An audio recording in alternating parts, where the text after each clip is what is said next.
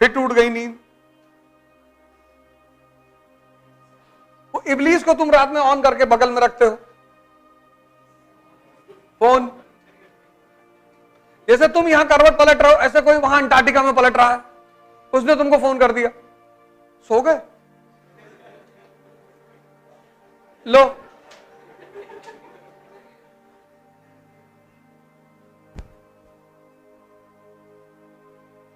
ढाई ढाई तीन तीन बजे तक लोग व्हाट्सएप पे ऑनलाइन रहते हैं। सुबह देखता हूं कुछ लोगों को 3-3 बजे तक ऑनलाइन है, नींद ही नहीं आ रही। खड़े हो जाओ, दो बिस्तर के बगल में खड़े रहो, कहते जब आएगी तो बताना, और हाथ उठा के खड़े रहो। पंखा बंद कर दो, गर्मी लगने लगेगी, मच्छर काटने लगेंगे, पंखा बंद कर दो। ठीक है ना आए, कहते तुझे नींद तो वैसे भी नहीं आ रही, पंखा बंद कर दो, कंबल ओढ़ लो गर्मी में कि वह नींद नहीं आ रही। तुम देखो कैसे नींद आती है।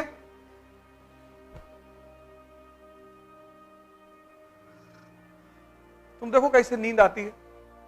तुमने इसको इतना कंफर्टेबल बना दिया, इसको हर बात इसकी सुनते हो तुम, ये तुमसे मजा लेता है।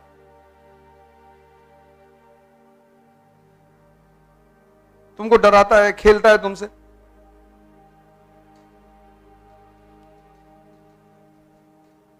खड़े रहो, ना आए नींद।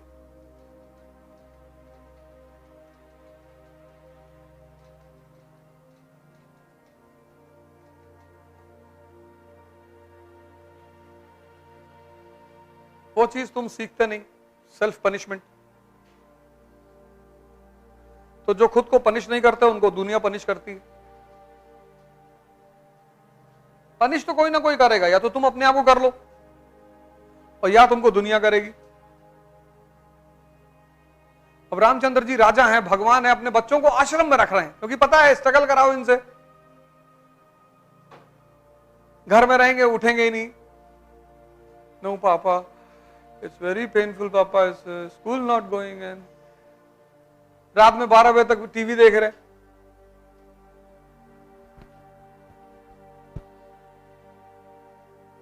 हमारी अम्मा हमको घसीट कर स्कूल ले जाती थी।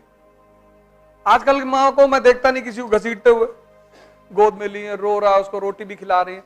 नो बाबा, नो बाबा, बाबा काहे सुनेंगे, बाबा को समझ ही नहीं आ रहा क्या हो रहा।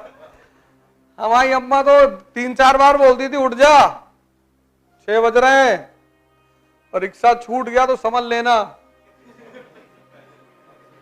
इतना कह के वो अपना नाश्ता बनाने चली आती और ठीक 6:15 पर एंटर करती थी। बड़ा आग खड़ा हो गया तुरंत। रोते रोते जो है ब्रश उठाए, पेस्ट की जगह नूरामेंट लगा लिए, और जब मुंह में लगा पता चला तो नूरामेंट है। आधी नींद में रहता था आदमी ना।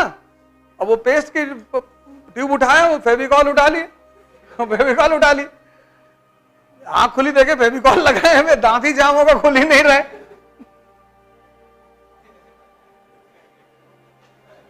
फिर रोते रोते 6:40 में फिर बेल्ट छिपा देते थे, गेहूं की बोरी में बेल्ट डाल दिए। और स्कूल बिना यूनिफॉर्म के तुम जा नहीं सकते, 3-4 फाइट और पड़ा, बेल्ट लेके आओ, कहा वहां बेल्ट निकाल के लाए, लगाया गया। फिर स्कूल पहुंचे, वहां मैडमों मार दी 2-3 हाथ, मैथ की कॉपी में ज्योग्राफी का काम करके लाया। तो पूरी जिंदगी एक हंगामा होती थी। कह रहा भगवान, घर पे भी मार खाओ, स्कूल में भी मार खाओ, चारों तरफ मार खाओ, लेकिन सब सही मारते थे। यहां हाथ वाथ पे मारते थे, कोई ऐसे कान पे थोड़ी मारता था कि कान का पर्दा फट जाए। यहां मारते थे, साग मारो ले रहे, आप नहीं करेंगे सर, ऐसे करता था। और जो डेंजर टीचर होता था वो इस तरफ मारता था, धूप में खड़ा कर दिए, जाओ क्लास के बाहर खड़े हो जाओ। खड़े, पनिशमेंट मौज होती थी स्कूल में, बाहर खड़े, कुछ टीचरों को पता चल गया कि ये तो मजा लेते जा रहे हैं, बाहर निकल गए।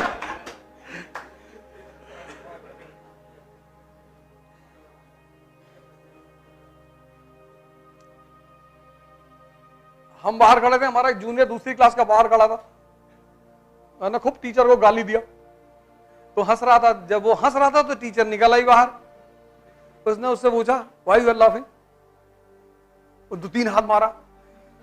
और वो बेचारा छोटा सा बच्चा, उसने बता दिया कि मैडम अब्यूजिंग। और मैं उसको समझा रहा था कि भाई अंदर जाकर सस्पेंड हो गया 3 दिन के लिए। बस एक ही कॉन्फिडेंस रहता था कि हमारे अब्बा न मारेंगे हमको, बाकी चाहे जो हो जाए। हमसे कहते तुम टेंशन बिल्कुल मत लिया करो, किसी टीचर को पढ़ाकर कोई आज तक राजा नहीं बना, मस्त रहा करो तुम। वही मैंने कहा ना कि वो जो 19 नंबर की 29 नंबर की बात नहीं थी, वो हिम्मत की बात थी। उस टीचर को दिखाई नहीं पड़ रहा था कि कितनी डेयरनेस की बात है नंबर बढ़ा लेना अपने से, और वो उस डेयरनेस को मारना चाहती थी। क्यों? ईमानदारी पैदा कराएंगे। अब भाड़ में गई तुम्हारी ईमानदारी। हिम्मत चाहिए बेईमानी करने के लिए, सच बोलने के लिए कौन सी हिम्मत, और वो पैदा हो रही उसके अंदर, और तुम उसे दबा रहे हो। 29, 29। तो वो मैं देख रहा था कि उसके अंदर क्या चीज पैदा हो रही है। हर बच्चे की मजाल है नंबर बढ़ा दे, उसकी रूह कांप जाएगी अंदर से कि अरे भगवान बीटिंग। और क्या डेयरनेस का काम किया उसने, बढ़ा दिया। और उस डेयरनेस को मारना, मेरी श्रीमती से मैंने कहा इसको मारना मत, क्योंकि तुम समझ नहीं रहे हो कि क्या हो रहा है। यही हिम्मत अगर ये सही जगह लगा देगी,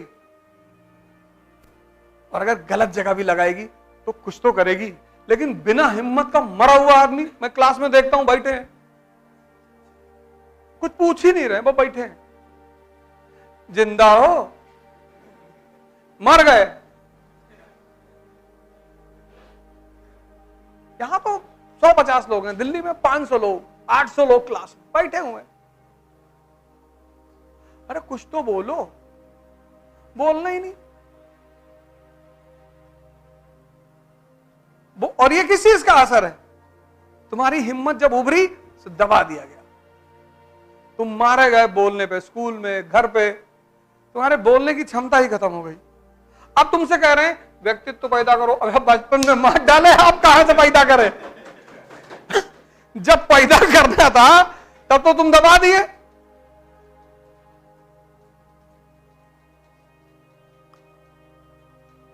बुढ़ापे में कोई साइकिल सीख पाता है?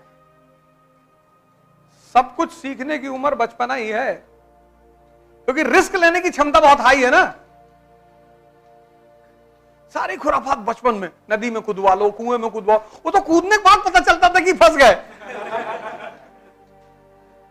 अब तुमसे कोई कुएं में कूदवा ले। हमारे चाचा के लड़के थे, कुएं में कूदो तो नीचे पाताल रास्ता जाता है। हमने कहा अच्छा, बोले कूदो, तो कूद गए। अच्छा कूद गए तो तब उन्होंने कहा, वो भी कूदे, बचाया उन्होंने, लेकिन वो जो कुएं में कूदने का भय था वो खत्म हो गया। तुमको किसी कांड को करने में पहली बार भय होता है। छिपकली की पूंछ पकड़ ली तो पहली बार भय है, एक बार पकड़ ली तब तो 2 छिपकली पकड़ के लड़ा रहे हो, फिर ऐसे मारो, फिर ऐसे कर रहे हो, फिर वो तुम्हारे लिए खेल हो गया। नहीं भाई, जो तुमसे भाग रही है तुम उससे काहे भाग रहे हो? तुम एक बात सोच के देखो, कोई चीज तुमसे भाग रही है और तुम उसको देख के भाग रहे हो।